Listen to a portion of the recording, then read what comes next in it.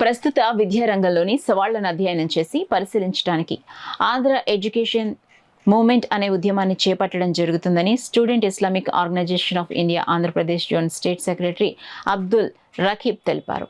కాకినాడ రాగంపేటలో ఏర్పాటు చేసిన మీడియా సమావేశంలో ఉద్యమ పోస్టర్ను ఆవిష్కరించారు. ఈ సందర్భంగా ఆయన మీడియాతో మాట్లాడారు.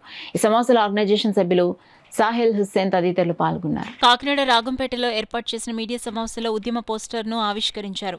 ఈ సందర్భంగా ఆయన మీడియాతో మాట్లాడారు. సమావేశంలో ఆర్గనైజేషన్ సభ్యులు సాహిల్ హుస్సేన్ తదితరులు పాల్గొన్నారు. లేకపోతే స్టూడెంట్స్ ఎదుర్కొన్నటువంటి సవాళ్లు ఏదైతే ఉన్నాయో వాటిని కానీ వీటన్నిటిని కూడా పరిష్కరించే దిశగా మేము ఈ యొక్క ఉద్యమాన్ని చేపడుతూ వాటిని పరిష్కరించే దిశగా కూడా మేము వెళ్ళేటువంటి ప్రయత్నం చేస్తూ ఉన్నాము.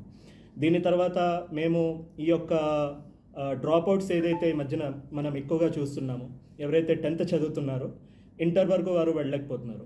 ఇంటర్ వరకు ఒకవేళ చదివితే కనుక వారు డిగ్రీ వరకు వెళ్ళలేకపోతున్నారు. డిగ్రీ కానీ బీటెక్ కానీ వారు చేసినా సరే వారి యొక్క ఉద్యోగాలు మాత్రం అంతంత మాత్రంగానే ఉంటున్నాయి. కాబట్టి ప్రతి ఒక్కరికి కూడా చదివేటువంటి ప్రతి విద్యార్థికి కూడా తను చదివేటువంటి చదువుకి న్యాయం జరగాలని, ఇంకా వారికి దీని ద్వారా ఉద్యోగాలు కానీ లేకపోతే ఉపాధి కానీ లభించాలి అని కూడా మా యొక్క డిమాండ్స్ ఇందులో ఉన్నాయి.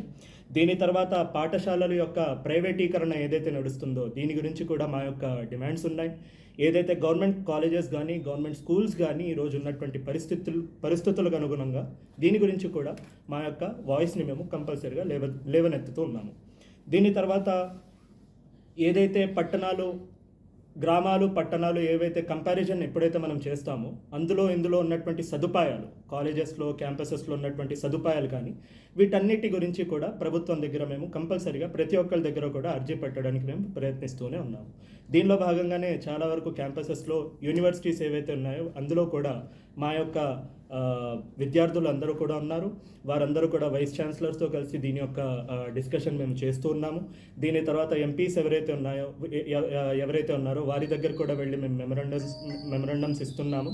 ఇంకా ఉద్యమంలో భాగంగానే మేము ఎవరైతే స్టూడెంట్స్ ఉన్నారో వారందరి దగ్గర కూడా వారందరినీ కూడా ఎక్కువగా చదవడానికి, వారిని ఇంకా ఎక్కువగా వారు ముందుకు వెళ్ళి ఇంకా ఎక్కువగా వారు చదివేటువంటి మరియు వారు చదివిన చదువుకి సరైనటువంటి లబ్ధి వారు పొందే విధంగా మేము ఈ యొక్క ఉద్యమంలో భాగంగా మేము ప్రయత్నిస్తూ ఉన్నాము.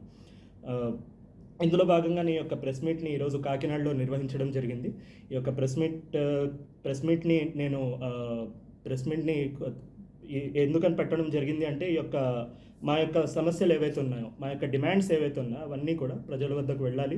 ఇంకా ఏవైతే మేము ఈరోజు చేస్తున్నటువంటి వర్క్స్ ఏవైతే ఉన్నాయో, పనులు ఏవైతే ఉన్నాయో అవన్నీ కూడా ప్రజల వరకు తెలియాలి అని చెప్పి ఈ యొక్క ప్రెస్ మీట్ని ఇక్కడ పెట్టడం జరిగింది.